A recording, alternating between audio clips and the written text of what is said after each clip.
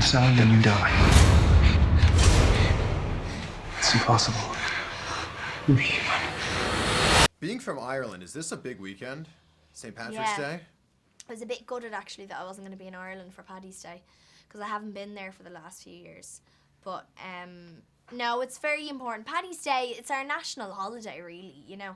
So it's just an opportunity for people to get drunk and wear green. That's what it sounds like the same as here in America. Eat potatoes. Oh yeah, it's just the same thing. So it's not about St. Patrick anymore. So you're missing out on a lot here then. Well, yeah, I mean the Guinness is certainly not going to be the same. Right. It's very pure at home. It's like, have you ever been to Ireland? I've never been to Ireland. Well, when you go to Ireland, you have to try the Guinness because it's completely different. I'll say that you sent me. Oh, okay. All right. Might give you a free one. I love doing these Or they might kick you out of the pub. I don't know. Oh, that might happen. Yeah. See how it is. My name is Jared Howe. I haven't spoken to another human being in 2 years. Melanie, Strider. This is the beginning of a love story. Congratulations on the film, guys. Thank you Very much. You may have the best names, you know, just your actual names. Maybe some of the best in Hollywood. I mean, come on, Max Irons, Jake Abel. I mean, Yeah, Good, strong, short names. those are great names. It's Maximilian Irons. Maximilian Irons. That's your full name? Maximilian Irons. Maximilian Irons. It's like not a real name. Some people think Max Irons sounds like a cleaning product. Other people superhero. think it sounds like a superhero. So obviously I have my preferences. Yeah, which one do you go with? The toilet cleaner, obviously. Obviously. Yeah. I mean, if you shaved your head, you could be like Mr. Clean. And, Okay. You Mr. Clean and Max Irons, the toilet cleaner. There we go. There we go. We can finish the interview there. Thank you. And thanks a lot, He guys. punches your bowl clean.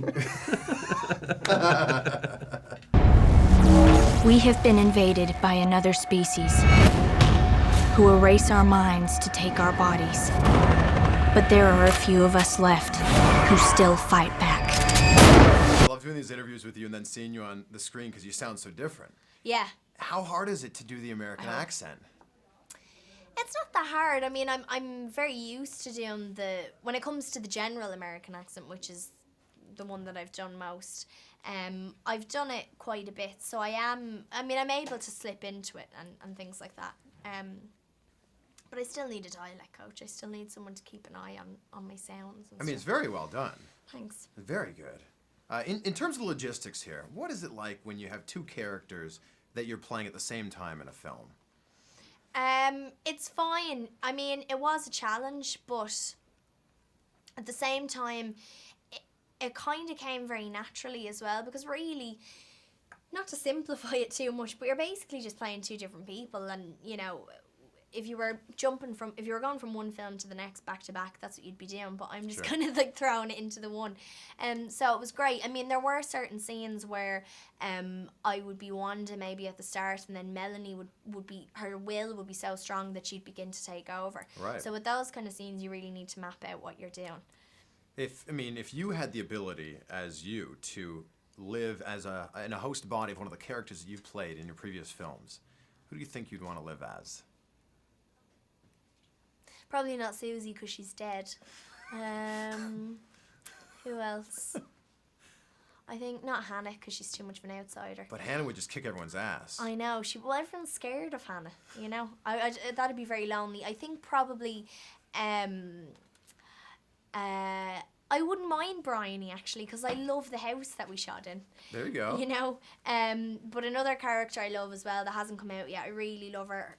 Daisy is her name, and she's in a film I did called How I Live Now, and she's a New Yorker and wears a lot of leather and her hair is bleached, and I love her. She's very nice. cool. Yeah. Knowing that Stephenie Meyer's name is attached to this film, does it put any added pressure on you based on how things went with the Twilight saga?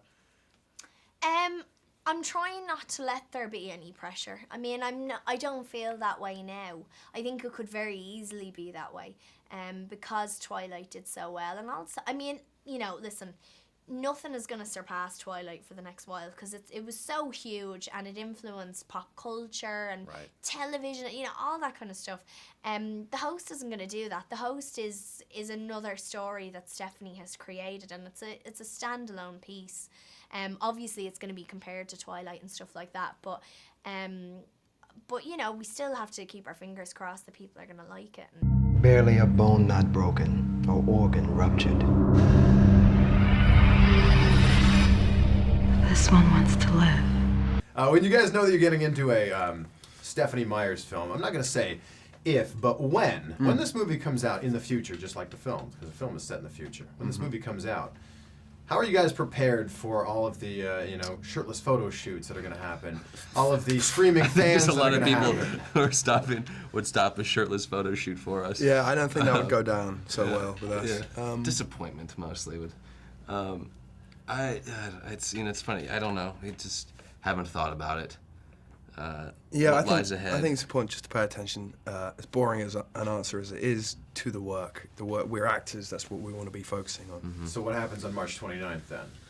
We hope people go line up and see the movie. Oh, they will. I mean, yeah, it's. I think, and what I kind of hope too is that some guys go see it as well, because I think what they'll be surprised to know is it's a science fiction film.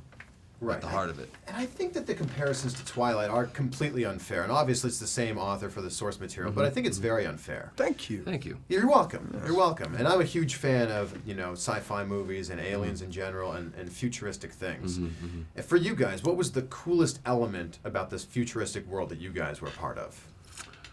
I think. Go on.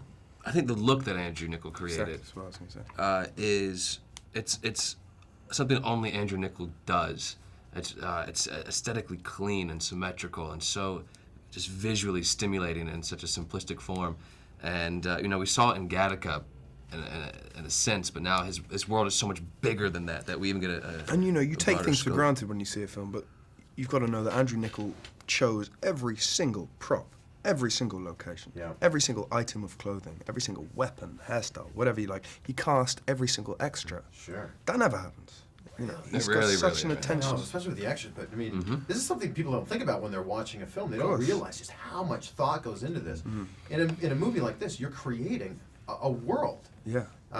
And in part of that world, it's interesting that the humans are usually the good guys in alien movies. Here, it's almost questionable. It's almost questionable.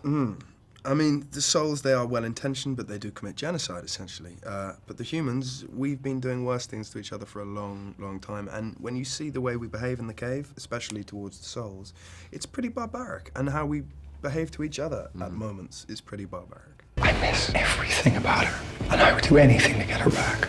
I gotta know, is Melanie in there?